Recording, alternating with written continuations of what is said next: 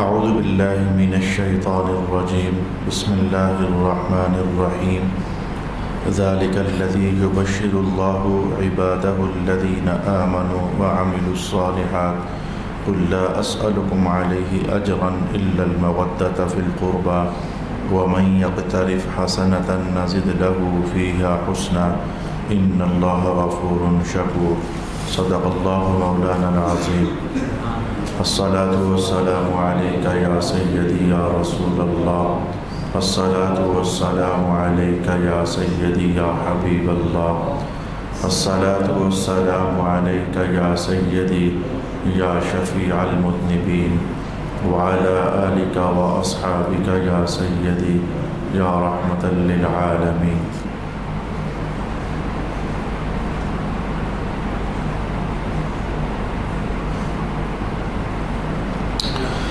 یہی وہ چیز ہے جس کی اللہ اپنے بندوں کو بشارت دیتا ہے جو ایمان لائے اور انہوں نے نیک کام کیے۔ آپ کہیے کہ میں اس تبلیغ رسالت پر تم سے کوئی اجرت طلب نہیں کرتا سوائے قرابت کی، محبت کے، اور جو شخص نیکی کرے گا ہم اس نیکی کے حسن کو اور بڑھا دیں گے۔ بے شک اللہ بہت بخشنے والا اور بہت قدر کرنے والا ہے۔ صدق اللہ مولانا العظیم۔ اللہ کے فضل سے آج کی تلاوت کردہ آیت میں 3 بڑے حصے ہیں، جن میں سے ایک حصہ گزشتہ آیت شریفہ کے اندر ہم سماعت کر چکے ہیں۔ دوسرا بڑا حصہ ایسا ہے کہ جس کو اب ہم انشاءاللہ تسلسل کے ساتھ ایک لمبے زمانے تک آگے لے کر چلنے کا ارادہ رکھتے ہیں، اور تیسرا بڑا حصہ وہ اس کو آج ہی ہم انشاءاللہ والعزیز سمیٹ لینا چاہیں گے۔ پہلا حصہ یہ ہے کہ یہ وہ چیز ہے جس کی اللہ تعالیٰ اپنے ایمان والے بندوں کو بشارت دیتا ہے۔ یہ وہ چیز ہے، کون سی یہ وہ چیز ہے جس کی طرف اشارہ کیا جا رہا ہے؟ اس سے فوراً پچھلی آیت کے اندر جو کچھ بیان ہوا، ایک بار اس کا ترجمہ اور اس کا مضمون آپ کے سامنے لے کے آنا چاہتا ہوں تاکہ پہلا جملہ فوراً ہی سمٹ جائے کہ کس بات کا اشارہ کیا جا رہا ہے۔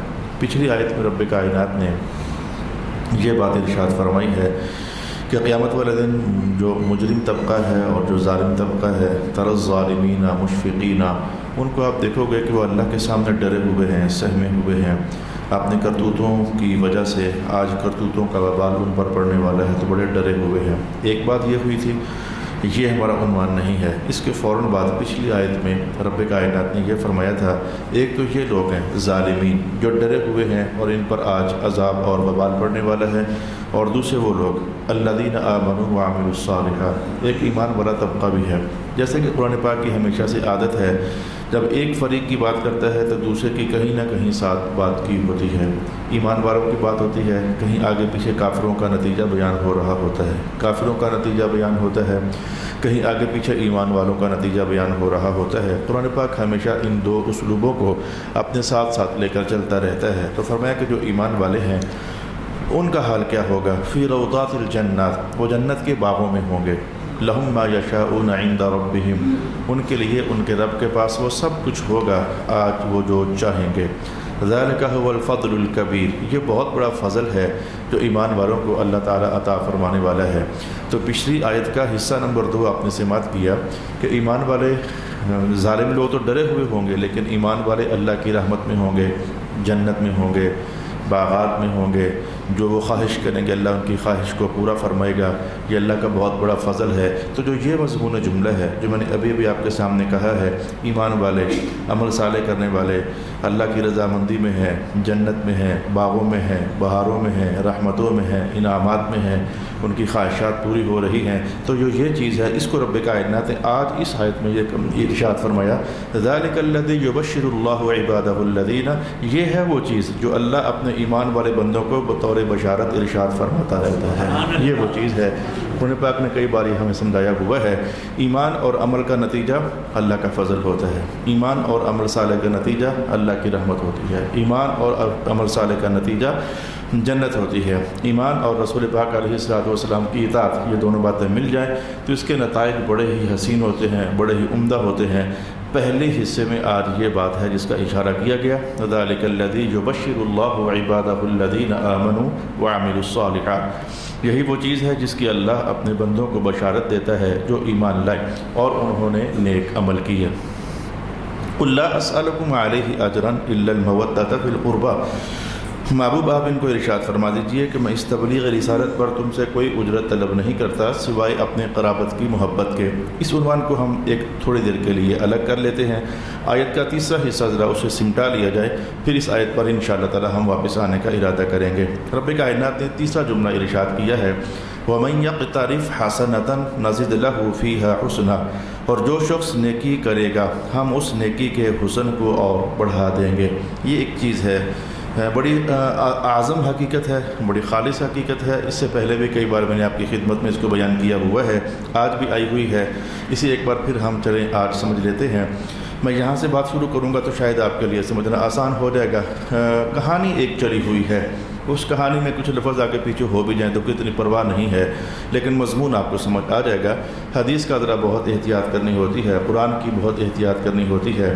آج ایک صاحب کو کہیں، یہ کہانی چلی ہوئی ہے، آج ایک صاحب کو کہیں سزائے موت ہو رہی تھی اور انہیں جب تختہ دار پر لے جایا گیا تو پوچھا جاتا ہے کہ آپ کی آخری خواہش کیا ہے؟ کہنے لگے میں نے اپنی اماں سے ایک بات کرنی ہے۔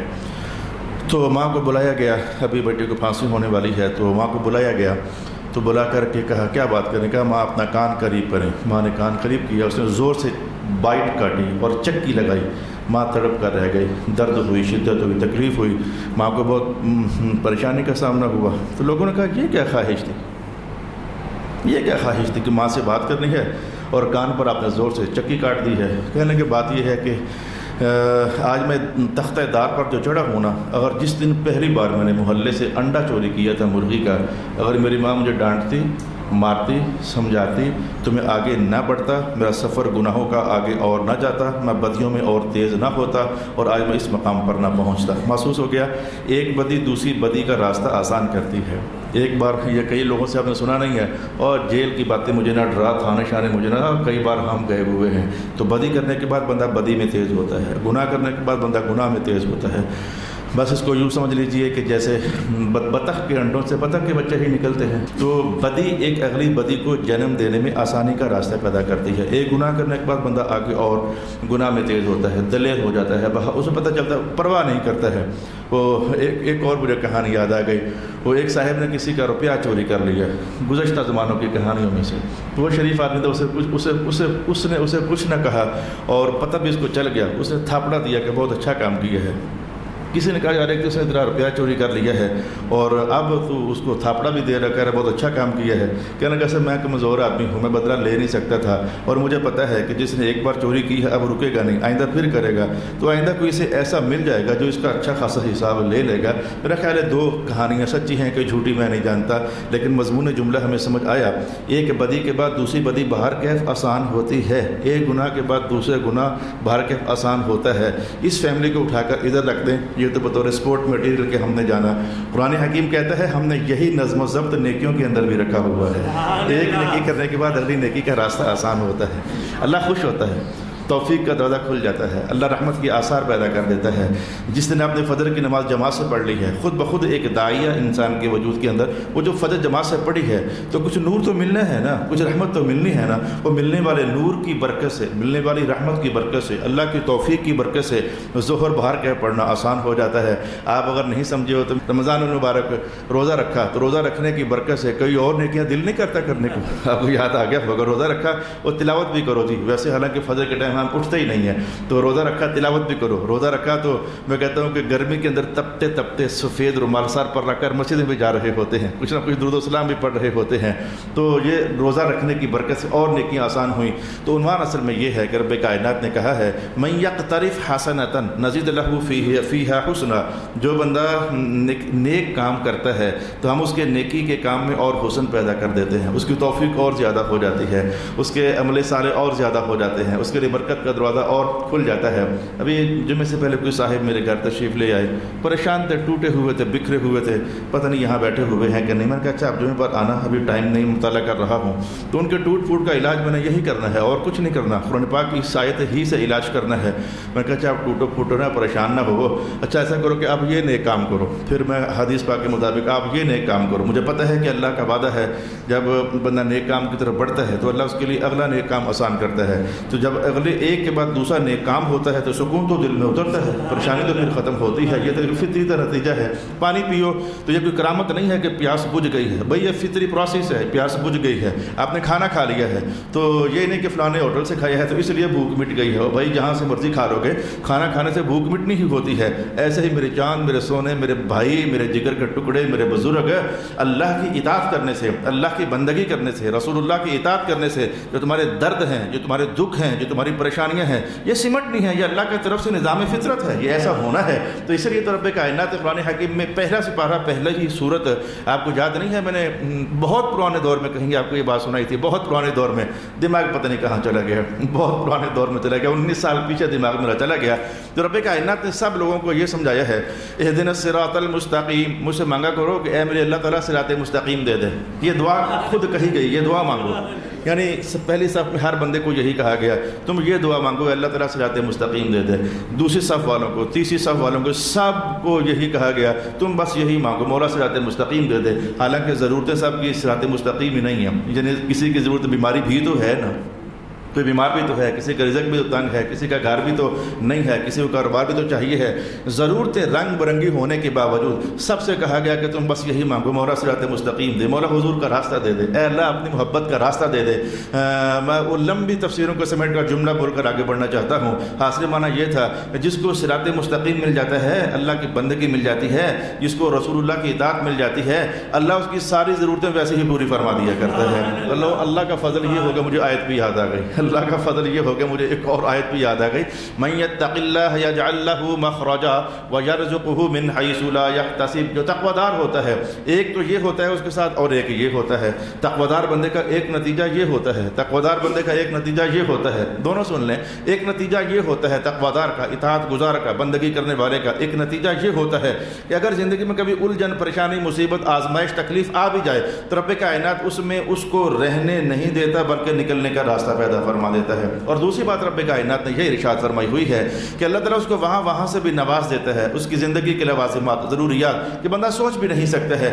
اب تو بات واضح ہو گئی کہ نیکی کرنے کے بعد نیکی آسان ہو جاتی ہے، توفیق بڑھ جاتی ہے، دکھ مٹ جاتے ہیں، پریشانیاں ختم ہو جاتی ہیں، بندہ ہلکا پھلکا ہو جاتا ہے، بالکل ایسے جیسے آج کل پسینے کے موسم میں گھر جا کر آپ پسینے سے نچڑے ہوئے ہوتے ہو، لیکن نہا کر باہر نکلتے ہو تو پہلے بھی حالانکہ گلے گلے ہی تھے، پسینہ آیا ہوا تھا، اب بھی گلے گلے ہی ہو، لیکن فرق ہے نا یار، پہلے ایک بوجھ تھا، اب بوجھ اتر گیا ہے، اب ہلکے پھلکے ہو گئے ہیں۔ بس ایسے انسانی رسم گاہے حیات میں ایسا ہوتا ہے، گناہ کر کر کے بندہ بڑا بوجھل ہو جاتا ہے، اور جا کر آ کر نماز پڑھتا ہے تو نماز تو بعد میں پڑھتا ہے، ابھی وہ وضو ہی کر رہا ہوتا ہے، اعلان کر رہا ہوتا ہے، چہرہ دھو لیا ہے، تیرے چہرے کے گناہ معاف کر دیے گئے ہیں، بائیں دھو لی ہیں، تیری باہوں کے گناہ معاف کر دیے گئے ہیں، پاؤں دھو لیے ہیں، تیرے پاؤں کے گناہ معاف کر دیے گئے ہیں۔ تو اعلان پہلے چل رہے ہوتے ہیں، جب یہ سارے اعلان ہوتے ہیں تو مدینے سے ایک اور اعلان آ جاتا ہے، گناہ میں سے تیرے سارے معاف ہو گئے ہیں، اب نماز صرف پراپرٹی رہ گیا ہے، او کما قال رسول اللہ صلی اللہ علیہ وآلہ وسلم۔ لہٰذا آپ کو اب میں بات کو سمیٹ بھی دوں، نتیجہ بھی دوں، آپ کیا لے کر جانا چاہو گے؟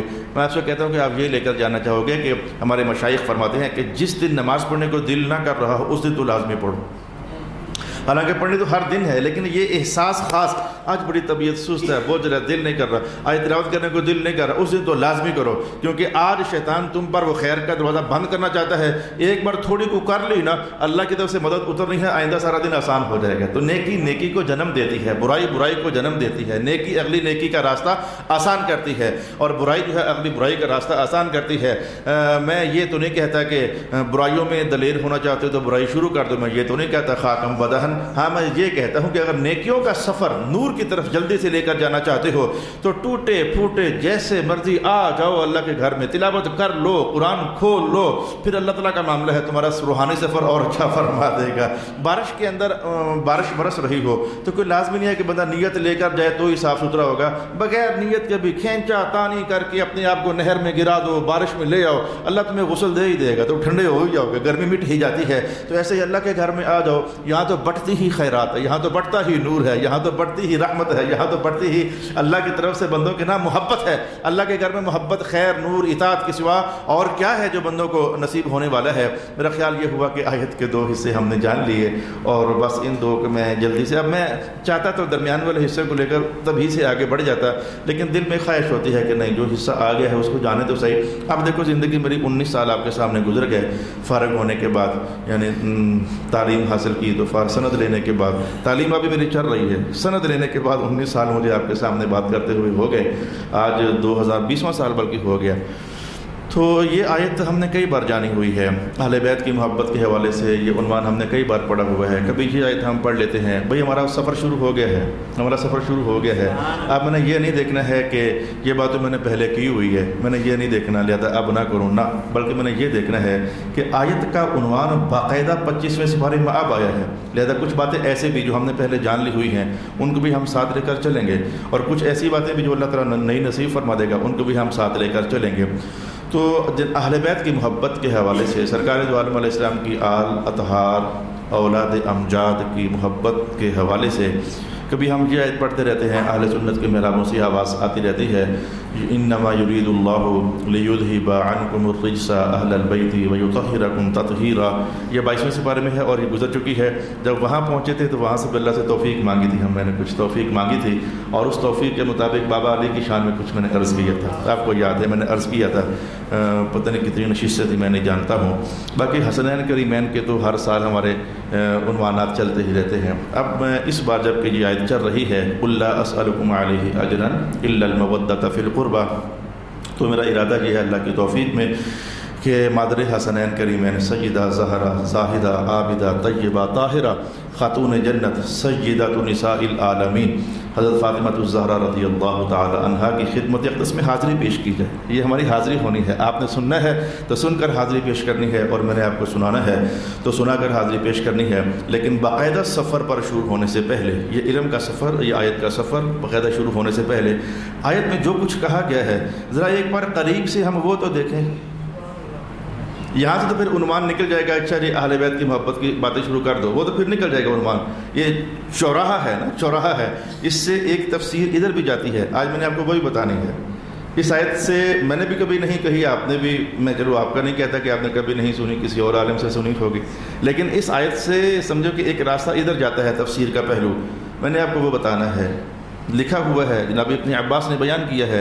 اسی آیت سے ایک پہلو ادھر بھی جاتا ہے، میں نے آپ کے سامنے وہ بھی بیان کرنا ہے۔ دونوں پہلو جو ہیں معروف نہیں ہیں، معلوم نہیں ہیں، کم سے کم مجھ سے آپ نے نہیں سنے ہیں، کسی اور سے سنے ہو تو میں کہتا نہیں۔ اسی آیت شریفہ سے تیسرا پہلو جو ہے، تفسیر کا تیسرا عنوان جو ہے، سرکار دو عالم علیہ السلام کے اہل بیت کرام کی طرف جاتا ہے، وہ معروف ہے، چلتا ہے، سنا جاتا ہے، سنایا جاتا ہے، اس کو ہم پھر آخر میں دیکھیں گے کیونکہ ہم نے اس کے ساتھ سفر طے کرنا ہے۔ پہلے میں 2 تفسیری پہلو آپ کے سامنے بیان کر لوں کہ جو ہمارے سننے میں کبھی آئے نہیں ہیں، کبھی سماعت میں آئے نہیں ہیں۔ آیت کو غور سے ذرا دیکھیے۔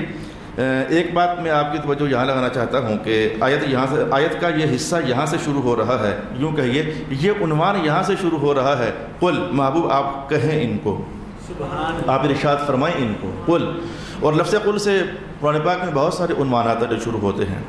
اچھا کہنا کیا ہے؟ یہ کہنا ہے لا اسألکم، میں تم سے کسی بات کا سوال نہیں کرتا، جو میں نے محنت کی ہے تمہیں سمجھایا ہے، حاصل کلام، تو میں اس پر کسی اجرت کا سوال نہیں کرتا، بس میں یہ کہتا ہوں کہ میری آل سے پیار کرنا۔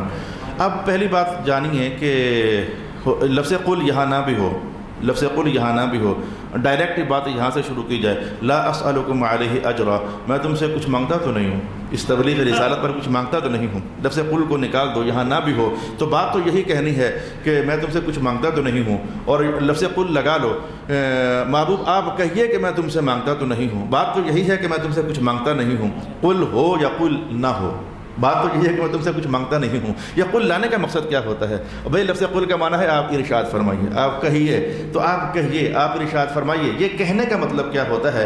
حالانکہ یہ ہو تب بھی عنوان یہی ہے کہ میں تم سے کچھ نہیں مانگتا، اور یہ لفظ قل نہ ہو تب بھی عنوان یہی ہے کہ میں تم سے کچھ نہیں مانگتا. جیسے کہ قل هو اللہ احد، ماں باپ ان کو فرمائیں هو اللہ احد، وہ اللہ ایک ہے. لفظ قل ہٹا دو تب بھی بات تو یہی ہے، هو اللہ احد، اللہ ایک ہے. قل کا ہونا اور نہ ہونا یہ بات تو وہی ہے اگلی کہ اللہ ایک ہے. بھلے یوں کہہ دو کہ آپ کہیں کہ اللہ ایک ہے، اور بھلے ڈائریکٹ بات شروع کر دو اللہ ایک ہے، بات تو ایک ہی کہ اللہ ایک ہے. لیکن امام جلال الدین سیوطی ارشاد فرماتے ہیں جب بھی جو بات کہنی ہے اس سے پہلے رسول اللہ کو یہ حکم ارشاد کیا جائے قل، محبوب ذرا آپ بتائیں ان کو، آپ ذرا ارشاد فرمائیں. جب بھی ایسے مقامات قرآن پاک میں ہوتے ہیں تو تم ذرا تیار ہو جایا کرو. اگلا آنے والا عنوان کوئی عام عنوان نہیں، بڑا خاص عنوان ہوتا ہے. یہ تفصیلی پہلو آپ کو ذہن میں رکھنی چاہیے. اور ویسے بھی رسول اللہ کا عنوان تو خاص ہی عنوان ہے. 18واں سوال آپ نے مجھ سے جانا نہیں ہے. جب جناب سیدہ عائشہ پر تہمت لگی تھی رضی اللہ تعالی عنہا پر تہمت لگی تھی تو رب کائنات ایمان والوں کو سمجھانے میں اور منافقین کی طرف بھی خطاب ہوا تھا تو سمجھانے میں 18 آیات نازل فرمائی تھی. ان میں سے ایک آیت یہ تھی تحسبونہ ہینا وہو عند اللہ عظیم. خاندان نبوت کا معاملہ تم سمجھ رہے تھے کہ ہلکا پھلکا ہے، حالانکہ نہیں، اللہ کے ہاں یہ بہت بڑا عنوان ہے. یہ قرآن پاک سے الفاظ سے میں نے آپ کو بتا دیا. تو یہ لفظ قل یہ وہاں آتا ہوتا ہے جہاں بہت عظیم الشان معاملہ آتا ہے. آپ کے ماحول میں بات کر دوں، آنا تو ہوتا ہے مثلاً میں آپ کا نام لیتا، چلو کسی نعت خان کا نام، جناب ظہیر صاحب، نعت پڑھیں گے جناب ظہیر صاحب. بات تو یہ کہ نعت پڑھیں گے ظہیر صاحب، لیکن آپ کہتے ہو بلبل چمنستان رسالت، اچھا جناب علی خوشگلو، پتہ نہیں بہت سارے لفظ بولتے ہیں. وہ جب بہت سارے لفظ بولتے ہیں نا، وہ بتانے کا مطلب یہ ہوتا ہے کہ جو اب نعت خان آ رہا ہے نا، جب کوئی عام نہیں ہے، یہ اللہ کی رحمت سے بڑا خاص نعت خان ہے. آپ ہی لفظوں کا انتخاب کرتے ہو نا، تو حالانکہ پڑھنی تو نعت ہوتی ہے، صرف ظہیر ہی ہوتا ہے، صرف اکبر ہی ہوتا ہے، لیکن جو آگے پیچھے لفظ لگائے جاتے ہیں وہ سمجھایا جا رہا ہوتا ہے کہ بھائی ذرا دھیان سے، اب چھوٹے بچے محلے کے فارغ ہو گئے ہیں، اب جو ہے ذرا مہمان نعت خان آ رہا ہے، اب ذرا بڑا نعت خان آ رہا ہے. تو رب کائنات کا بھی انداز ہے، بہت سارے انداز ہے قرآن حکیم میں عنوان چل رہے ہوتے ہیں. حالانکہ جب آیت شروع ہوئی تھی میں ذالک الذی یبشر اللہ، یہی وہ بات ہے جو اللہ بشارت دیتا ہے. یہاں نہیں کہا قل، نہیں کہا، یہاں درمیان میں کرے گا قل. 3 عنوان ہے ایک آیت میں، وہ درمیان والے عنوان سے کہا قل، محبوب ذرا کہیں ان کو، ذرا ان کو فرمائیں ذرا، تاکہ محسوس ہو جائے کہ حضور کے حسن کی بات ہو رہی ہے، خاص بڑا عنوان ہے. جناب فاطمہ کی بات ہو رہی ہے، بڑا خاص عنوان ہے. جناب علی کی بات ہو رہی ہے، بڑا خاص عنوان ہے. جناب حسین کی بات ہو رہی ہے، بڑا خاص عنوان ہے. آل رسول اللہ کی بات ہو رہی ہے، ذرا خاص عنوان ہے. اولاد مصطفیٰ کی بات ہو رہی ہے، بڑا ذرا خاص عنوان ہے. تو خاص تو ہے، ایمان والوں کے لیے تو خاص ہے ہی ہے، ایمان والوں کے لیے تو خاص ہے ہی ہے. اور بھائی ہمیں اپنی نمازوں پر یقین جان لیجیے، پڑھنی ضرور ہے، لیکن وہ جو معاملہ چھوٹ میں داخل ہوگا وہ نمازیں نہیں، توجہ کہیں اور لگی ہوئی ہے. اگر آپ نہیں علم رکھتے ہو تو علم رکھو.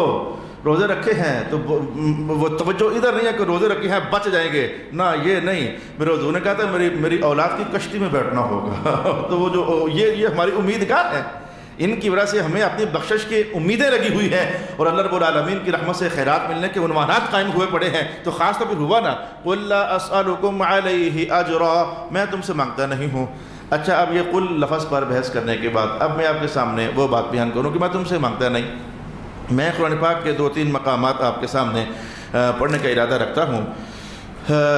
سب نبیوں سے یہ اعلان کروایا گیا ہے. اب ہم نے تسلی سے چونکہ جاننا ہے تو پھر تسلی کا معنی تسلی ہی ہوتا ہے نا، حتی الامکان تسلی جو ہے وہ تسلی ہی ہوتی ہے. قرآن پاک میں سب نبیوں کا حوالہ تو نہیں قائم کیا گیا، لیکن 1 2 3 4 5 6 چند ایک انبیاء کرام، ہر نبی نے تبلیغ فرمائی، ہر نبی نے توحید کا پیغام دیا، ہر نبی نے رسالت کا پیغام دیا. ہر رسول معظم نے اللہ کی بندگی کی بات کی ہے، جنت کی بات کی ہے، دوزخ سے ڈرایا ہے، امور خیر سامنے لائے ہیں، امور شر سے لوگوں کی توجہ مبذول کروائی ہے کہ ان سے بچنا ہے. ہر نبی نے یہ کام کیا ہے، اور ہر نبی سے یہ اعلان بھی کروایا گیا ہے. چند ایک اعلانات قرآن پاک میں ہیں، اور وہ اعلانات کیا ہیں؟ مثلا اذ قال لهم اخوهم هود الا تتقون انی لکم رسول امین فاتقوا اللہ واطیعون وما اسألکم علیہ من اجر. یہ اعلان ہر نبی سے کروایا گیا. یعنی بات جاننا شروع ہوتی ہے کہ جب اسی قوم میں جناب ہود کھڑے ہوئے تو انہوں نے کہا کہ دیکھو بھائی بات یہ ہے کہ میری اطاعت کرنا، اللہ سے ڈرنا، اور پھر آخر میں یہ اعلان کر دیا ما اسألکم علیہ من اجر، میں تم سے کچھ مانگتا تھوڑا ہوں. میں تم سے کچھ مانگتا نہیں ہوں. یہ جناب ہود علیہ السلام کی بات ہو گئی. جناب صالح علیہ السلام اذ قال لهم اخوهم صالح الا تتقون انی لکم رسول امین. صالح فرماتے ہیں میں رسول ہوں اللہ کا. فاتقوا اللہ, اللہ سے ڈرو. واطیعون, میری اطاعت کرو. پھر اعلان کر دیا ما اسالکم علیہ من اجر, میں تم سے کچھ پیسے تھوڑے مانگتا ہوں, میں تم سے اجر تھوڑا مانگتا ہوں. اچھا پھر آگے جناب لوط علیہ السلام کا اعلان ہو گیا. اذ قال لهم اخوهم لوط الا تتقون. جناب لوط علیہ السلام کا ڈرتے نہیں ہو اللہ تعالیٰ سے. انی لکم رسول امین, میں رسول ہوں, امانت دار ہوں. فاتقوا اللہ واطیعون, ڈرو اللہ سے, اطاعت کرو میری. محسوس ہو گیا دعوت ایک ہی جیسی چل رہی ہے اور اسلوب ایک ہی جیسا چل رہا ہے. ما اسألکم علیہ من اجر, میں تم سے کوئی اجر تو مانگتا ہی نہیں ہوں. میں نے جناب ہود کا حوالہ دیا, میں نے جناب صالح کا حوالہ دیا, میں نے جناب لوط کا حوالہ دیا, میں نے حضرت شعیب کا حوالہ. اذ قال لهم اخوهم شعیب الا تتقون, قرآن پاک کے الفاظ ہیں انی لکم رسول امین فاتقوا اللہ واطیعون. سب رسول فرما رہے ہیں کہ میں اللہ کا رسول ہوں, اللہ سے ڈرو, بچو, تقوی اختیار کرو, طہارت میں آ جاؤ, اطاعت کرو, اور میں تم سے کچھ اجر تو نہیں مانگتا. رسول پاک علیہ الصلوۃ والسلام سے اعلان بھی کروایا اور ساتھ آ کر تبدیل ہو گیا. یہاں باقی سب نبی یہاں آ کر رک جاتے تھے کہ ما اسالکم علیہ من اجر, میں تم سے کچھ بھی نہیں مانگتا. رسول پاک علیہ الصلوۃ والسلام کو ارشاد فرمایا کہ آپ نے کچھ آگے جانا ہے. وہ جو آگے جانا ہے وہ یہ آیت ہے ہمارے سامنے, لا اسالکم علیہ اجرا الا المودۃ فی القربى. اور باقی سب نبی یہاں رک گئے. اللہ کا حکم ہی ایسے تھا, میں تم سے کچھ نہیں مانگتا, میں تم سے اجرت نہیں مانگتا, میں تم سے اجر نہیں مانگتا. باقی سب یہاں رک گئے اور رسول اللہ علیہ وسلم کو فرمایا کہ آپ تم سے آگے چلیں. تو یا اللہ تعالیٰ آگے کیا ہے, میں یہ کہیں الا المودۃ فی القربى. ہاں ذرا میں اگر مانگتا ہوں تو صرف اتنا کہ حسن سے پیار کرنا, حسین سے پیار کرنا, نبی علی سے پیار کرنا, نبی زہرا کی خدمت میں رہنا, روحانی خدمت میں رہنا. حضور احمد عالم کو کچھ آگے لے جایا گیا. لا الہ الا اللہ محمد الرسول اللہ. حالانکہ بات یوں کہی جا سکتی تھی, اور بھائی بہت خاص بات اللہ پاک نے مجھے آج نصیب فرمائی ہے اور میں خوشی کے مارے میرا دل کھلا ہوا ہے. میں بہت خاص بات بتانے جا رہا ہوں. لا الہ الا اللہ محمد الرسول اللہ. اور میں کہتا ہوں کہ شاید یہ بات اللہ نے مجھے آج ہی نصیب فرمائی ہے. اتنی بار بولا ہوں, اتنی بار بولا ہوں, اتنی بار بولا ہوں, نصیب ہی نہیں ہوئی پہلے یہ بات. آج اللہ پاک نے مجھے نصیب فرمائی ہے. ہر نبی کی آل قبیلہ تو ہوتا ہے, کنبہ قبیلہ تو ہوتا ہے. جناب حضور علیہ السلام سے کیوں نہیں کہوایا گیا کہ آپ ان سے کہیں میں تم سے کچھ نہیں مانگتا, میری آل سے پیار کرنا؟ بات تو آگے چل سکتی تھی. جناب لوط علیہ السلام, بھئی یہ بہت خاص بات ہے. انشاءاللہ مجھے امید ہے اللہ کی بارگاہ میں کہ آپ کا سننا قبول ہوگا, میرا سنانا قبول ہوگا. مجھے امید ہے اللہ نے ایسی رونق افزا بات نصیب فرمائی ہے. جناب لوط علیہ السلام اعلان کر رہے ہیں میں تم سے کچھ نہیں مانگتا, تو وہاں بھی کچھ آگے چلے جائیں نا کہ ہاں اگر مانگتا ہوں تو یہ مانگتا کہ میری آل اولاد سے پیار کرنا. جی وہاں یہ نہیں ہے. اچھا جناب شعیب علیہ السلام, میں تم سے کچھ نہیں مانگتا, البتہ یہ مانگتا ہوں کہ میری آل اولاد سے پیار کرنا. وہاں یہ بات نہیں ہے. سب نبیوں سے اتنا اعلان کروایا میں تم سے کچھ اجرت نہیں مانگتا. آگے چپ, آگے کچھ نہیں کہ میری آل سے پیار کرنا, میرے بچوں سے پیار کرنا, میری اولاد سے پیار کرنا, آگے کچھ نہیں. اچھا لیکن رسول پاک علیہ السلام کے بارے میں تم سے کچھ نہیں مانگتا, لیکن صرف یہ ہے کہ میری آل سے پیار کرنا. آگے بات آگے لے جائی گئی ہے. لا الہ الا اللہ محمد الرسول اللہ. نبی سارے معزز ہیں پر معراج خاصہ حضور ہی کا ہے. کسی اور نبی کو نہیں. بات سمجھ آنی چاہیے, بات سمجھ آنی چاہیے. ڈوبا سوئے پلٹ آئے. ہر نبی باعث معجزات والے ہوتے ہیں, لیکن سورج ڈوب کر پلٹانا یہ شان صرف رسول اللہ ہی کی ہے, کسی اور کی نہیں ہے. چاند ٹوٹ کر زمین کی طرف آ جائے, میں کہتا ہوں ہر نبی معجزے والے ہوتے ہیں, لیکن یہ شان صرف رسول اللہ کی ہے. یہ جو صرف میں نے کہا یہ معراج صرف رسول اللہ کی ہے. سورج پلٹانا یہ صرف رسول اللہ کی شان ہے. چاند ٹوٹ جائے یہ صرف رسول اللہ کی شان ہے. ہم کہتے ہیں صرف, مذہب میں کہتے ہیں خاصہ. یہ خاصہ ہے رسول اللہ کا. خاصہ مشکل لگا, خصوصیت ہے رسول اللہ کی. ہر نبی صاحب کمال, صاحب عزت, صاحب بلندی, صاحب معجزہ, صاحب کمالات, لیکن یہ شان صرف خصوصیت ہے رسول اللہ کی. اب ایسے ہی سمجھ جائیں جیسے نبیوں کی خصوصیات ہوتی ہیں نا, ایسے سب امت. اور دیکھو بھائی وضو ہر امت کرتی رہی, لیکن یہ شان صرف اس امت کی ہے. قیامت کو جہاں جہاں وضو کا پانی گزرا وہاں نور چمکے گا, کسی اور امت کی نہیں.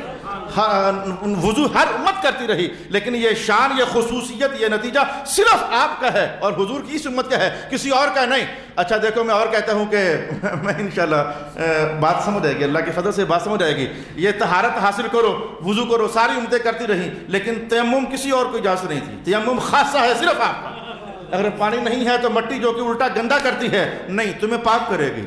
یہ خصوصیت تمہاری ہے. جیسے امت کی خصوصیات ہو سکتی ہیں، جیسے نبیوں کی خصوصیات ہوتی ہیں. تو ائمہ تفسیر نے کہا کہ سمجھنا چاہیے کہ نبی سارے یہ تو کہتے رہے کہ میں تم سے کچھ اجرت نہیں مانگتا، لیکن میرے آل اولاد سے پیار کرنا. کسی سے یہ اعلان کروایا نہ گیا. مولا کیوں؟ کہا کہ آل اولاد سے پیار ہو، یہ خاصہ صرف آل محمد ہی کو اللہ نے عطا فرمایا ہوا ہے. یہ کمال صرف انہی کا ہے، یہ شان صرف انہی کی ہے، یہ خصوصیت صرف انہی کی ہے، یہ مقبولیت صرف انہی کی ہے. کسی اور نبی کی آل معزز ہوگی، محترم ہوگی، جو مسلمان اولاد ہیں، آل ہیں. ہم کب کہتے ہیں کہ ان کی عزت نہیں، احترام نہیں ہے؟ لیکن یہ خاصہ یہ صرف حضور کی آل کا ہے. اس کے پیچھے بھی راز ہے، اس کے پیچھے بھی راز ہے. میں اس بار جو آخری بار یا اس سے پچھلی بار اپنے استاد گرامی کی خدمت میں حاضر ہوا، ہمیشہ سیکھنے کی طلب باقی رہتی ہے. اللہ کا فضل ہے، میں آج بھی طالب علم ہوں. پڑھ کر فارغ ہو گیا، 20 سال ہو گئے، لیکن آج بھی طالب علم ہوں. تو کبریہ شاہ صاحب عظیم الشان حدیث ہے کہ جو آل محمد ہے یہ سفینہ نوح کی طرح ہیں، یعنی سفینہ یعنی جناب نوح علیہ السلام کی کشتی کی طرح ہیں. تو جو اس میں بیٹھا تو وہ پار ہو جاتا ہے. تو کیا صحابہ کی محبت جو ہے وہ، صحابہ کا پیار جو ہے وہ کیا بندے کو کامیابی نہیں دیتا؟ جی دیتا ہے. تو پھر حضور نے یہ کیوں ارشاد نہیں فرمایا کہ صحابہ سے محبت جو ہے یہ سفینہ نوح کی طرح ہے؟ صحابہ کی محبت سفینہ نوح کی طرح ہے، حالانکہ ان کی محبت کامیابی کی ضمانت ہے. کہا نہیں میری جو آل ہے نا صرف یہ سفینہ نوح کی طرح ہے. اللہ اکبر اللہ اکبر اللہ اکبر. ایسے لگا جیسے میں نے کبھی یہ حدیث پڑھی نہیں ہوتی. تو استادوں کے پاس جا کر مجھے ایسے لگا جیسے میں نے کبھی یہ حدیث پڑھی نہیں ہوتی. قبلہ شاہ ارشاد فرمانے لگے زاد اللہ فی برکاتہ و مجداتہ کہ آخری صحابی 110 ہجری میں فوت ہو گئے. حضور جانتے تھے کہ صحابہ تو 110 کے بعد ختم ہے، قیامت تک صحابہ چلنے والے نہیں ہیں، آل محمد چلنے والے ہیں. کہا کہ سفینہ ہر دور کے انسانوں کی ضرورت ہے، اور ہر دور میں کوئی سفینہ موجود رہے. یہ صحابی کی صورت میں نہیں ہے، یہ آل محمد کی صورت کے اندر موجود ہے. اب ہمارا سمجھ آ گیا کہ یہ جو ہیں اہل بیت، یہ جو خاص حضور کے اولاد ہیں، حضور کے گھرانے والے ہیں، ان کا خاص معاملے خصوصیت ہے ان کی سفینہ ہونا، کشتی، یہ بھی خصوصیت انہی کی ہے. اور ان سے پیار کرنا میں اور کچھ نہیں مانگتا. اس کے پیچھے بھی راز ہے، وہ راز انشاءاللہ اگلی بار سمجھیں گے انشاءاللہ. وہ راز اگلی بار سمجھیں گے. وہ راز سمجھنے کے لیے حضور رحمۃ اللہ نے ان کے لیے پیار کیوں مانگا، ان سے محبت کرنا، اس کا راز کیا ہے؟ کچھ اور کیوں نہیں مانگا؟ بس بھائی زکاتیں تو حرام کر دی، پیسے شاہ سے نہ دیا جائے پاؤں. اللہ اکبر، سوچنے والی بات ہے. پیسے شاہ سے بھلے زکاتیں ان کو نہ دینا، ہاں ویسے خدمت کرنا، یہ بات بھی نہیں ہے، ویسے خدمت کرنا، لیکن زکاتیں خود ہی لے کر کھا پی جاؤ. زکاتیں ان کو نہ دینا بھلے، لیکن محبت کرنا. یہ زکاتیں بھلے نہ دینا لیکن محبت کرنا، اس کے پیچھے بھی ایک بات ہے. تو انشاءاللہ باتیں جتنی اللہ مجھے عطا کرے گا وہ آپ کی امانت ہے میرے پاس، میں آپ کو سناؤں گا انشاءاللہ. اگلی نشست میں ہم جانیں گے. وآخر دعوانا الحمدللہ رب العالمین.